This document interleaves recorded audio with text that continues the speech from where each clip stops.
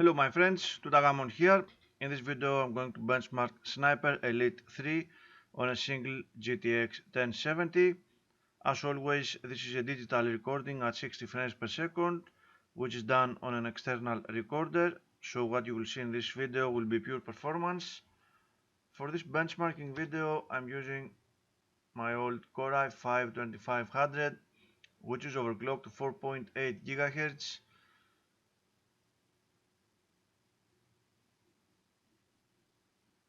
There we are.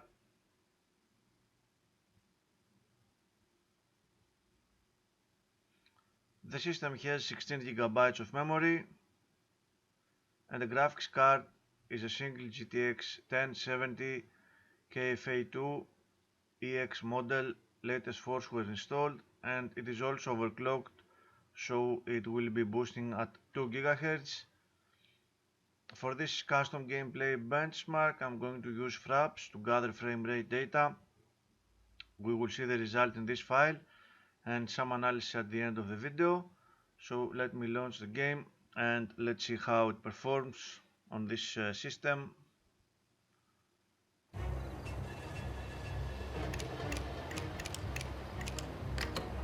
Options first. 1080p resolution, ultra preset, and that's it pretty much. I'm not using super sampling for this video because it is supposed to be a comparison with my GTX 970 video, which did not have super sampling. Anyway, most of Europe has been crushed under the Axis boot. I've arrived into... Okay.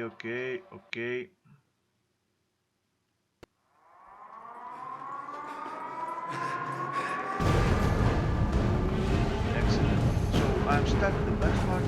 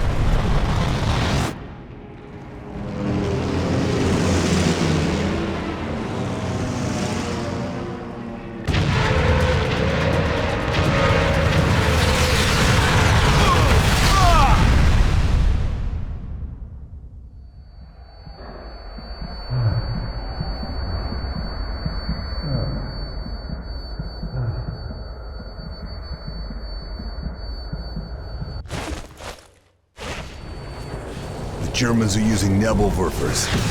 I have to do something about them.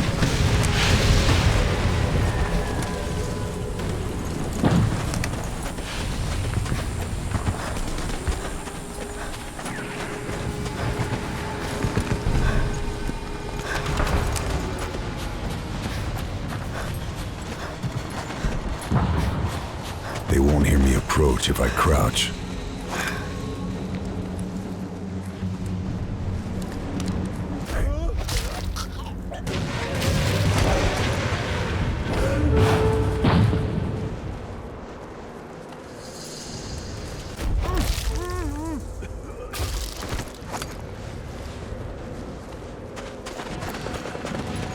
This is a good time to use the well rod.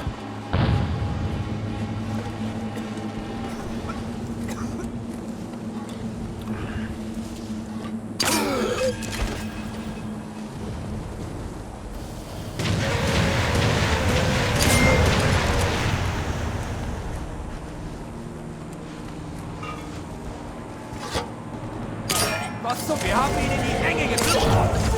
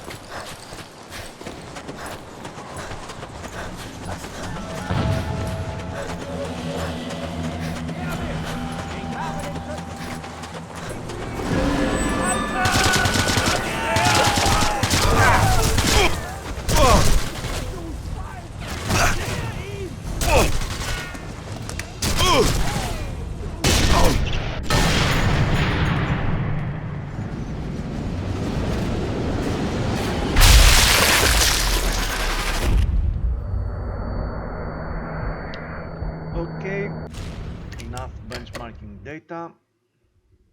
Quite fun game actually. If you start playing it, it's difficult to stop. I've always had a thing about sniper elite games.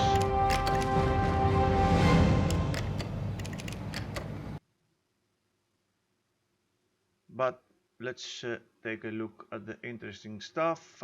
We have 239 frames per second, and it was 155 in my previous run, if I'm not mistaken.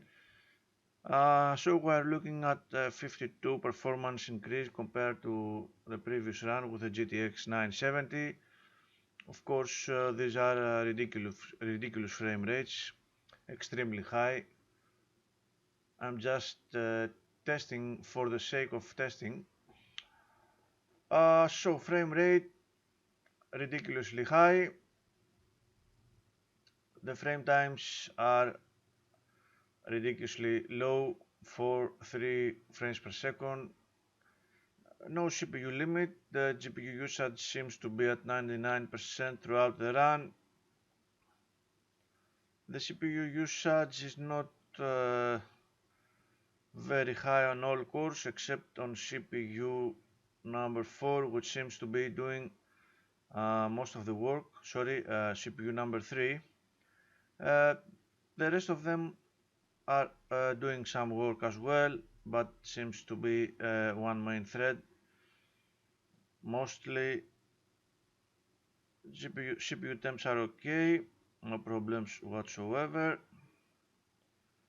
RAM usage at 2.7 gigabytes.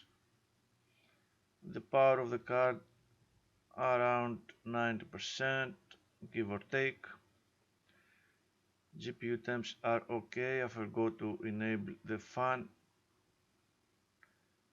2 GHz for the core clock throughout the run. A little dip in this part. I forgot to max out the fan, but that's okay.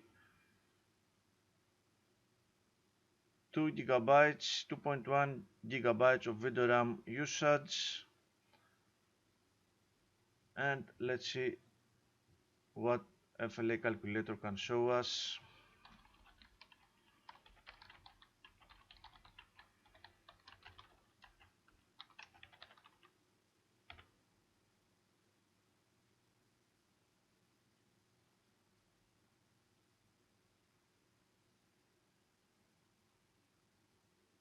Still very good performance. We are counting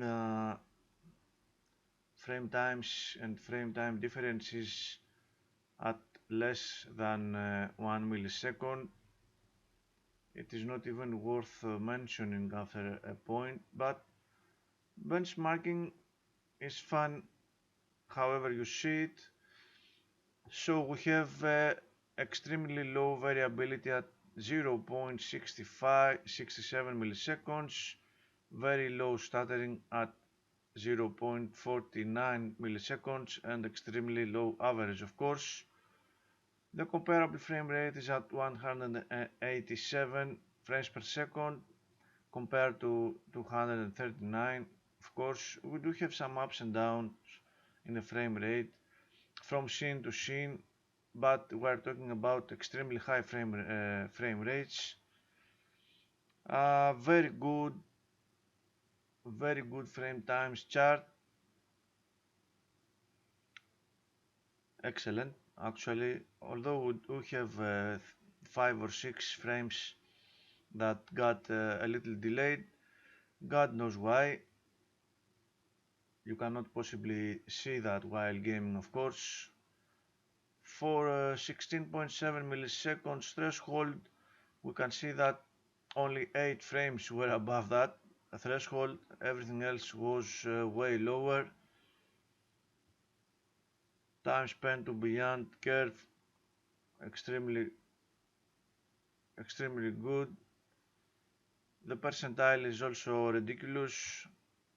Every frame time is below 6.47 milliseconds, and of course another great graph, the histogram of the frame times. 4 and 5 milliseconds are the vast majority of the frame times. Extremely fast rendering from this system. Okay, it's not a very new game, but still it is funny to see such great performances. This is the end of this video, my friends. I hope you find it entertaining. Thank you very much for watching, and as always, take care.